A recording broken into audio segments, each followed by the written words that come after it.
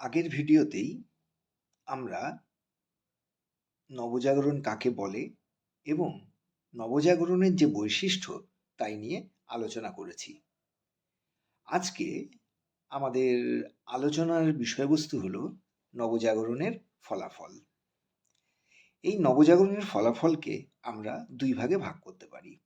এক হচ্ছে নবজাগরণের ইতিবাচক ফলাফল, আর হচ্ছে নবজাগরণের নেতিবাচক প্রভাব বা ফলাফল।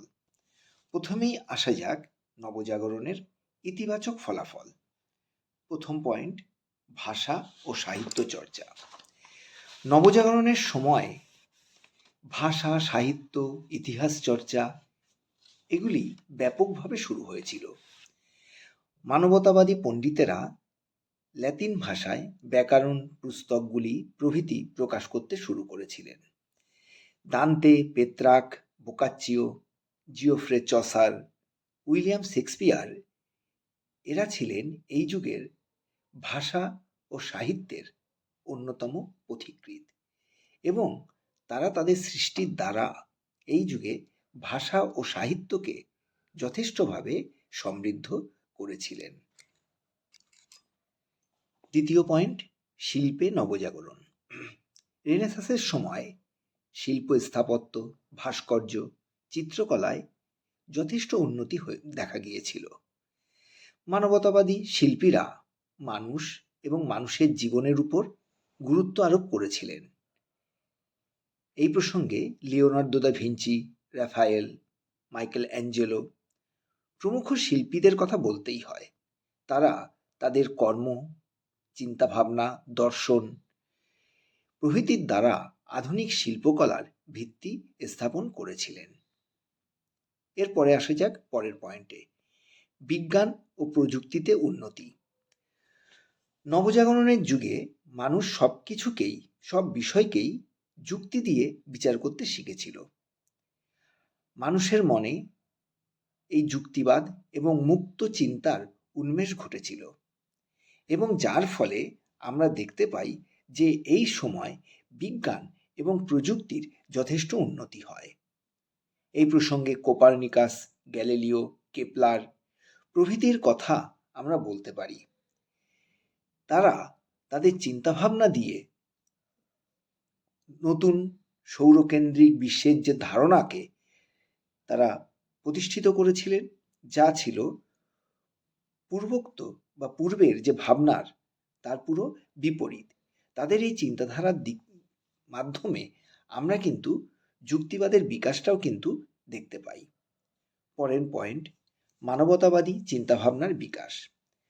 নবজাগরণের যুগে মানবতাবাদী চিন্তাভাবনার বিকাশ লক্ষ্য করা গিয়েছিল। পেত্রাক, দান্তে এরা ছিলেন মানবতাবাদী ভাবধারার পথপ্রদর্শক। দান্তে তার লেখা ডিভাইন কমেডি গ্রন্থে মানব জীবনের নৈতিক এবং আধ্যাত্মিক দিকটিকে তুলে ধরেছিলেন। এর পরের পয়েন্ট, ধর্মীয় ক্ষেত্রে পরিবর্তন। নবজাগরণের যুগে যে মানবতাবাদের জন্ম হয়েছিল তার প্রভাবে খ্রিস্ট ধর্মের যে স্বরূপ, যে আদর্শ, তার সম্পর্কে মানুষের মনে প্রশ্ন দেখা দিয়েছিল।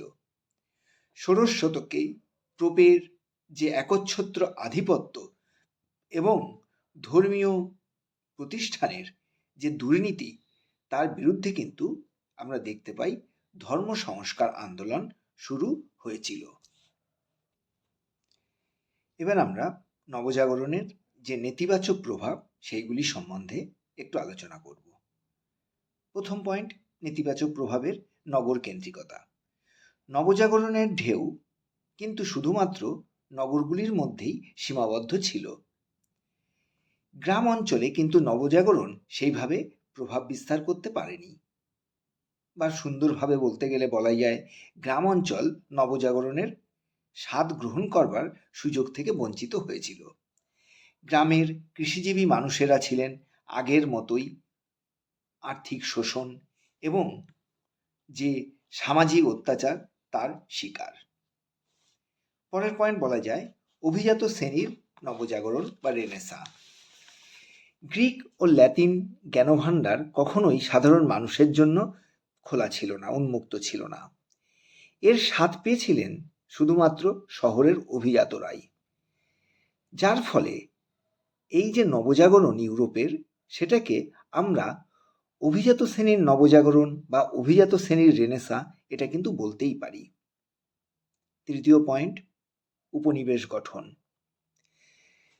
নবজাগরণের পর্বে বা রেনেসাঁ পর্বে সামুদ্রিক অভিযানের ফলে নতুন নতুন দেশ আবিষ্কৃত হয়েছিল। পরবর্তী সময়ে এই নতুন আবিষ্কৃত দেশগুলিতে ইউরোপের বিভিন্ন জাতি তাদের উপনিবেশ গড়ে তোলে। সেখানে চলতে থাকে শোষণ এবং সেই সব দেশগুলির জনগণের দুঃখ দুর্দশা ক্রমাগত বৃদ্ধি পেতে থাকে। পরের পয়েন্ট, নারীদের অবস্থার অবনতি এবং এর সঙ্গে আরেকটি, দাসপ্রথার পুনরুজ্জীবন। নবজাগরণের পরবর্তী সময় নারীদের অবস্থার কিন্তু কোনো উন্নতি দেখা যায় না, বরং অনেক ক্ষেত্রে নারীদের অবস্থার অবনতি ঘটেছিল। আবার এই নবজাগরণের সময় কৃতদাস প্রথার পুনরুজ্জীবন ঘটেছিল এবং দাস ব্যবস্থা বা দাস ব্যবসা আগের তুলনায় অনেক বৃদ্ধি পেয়েছিল।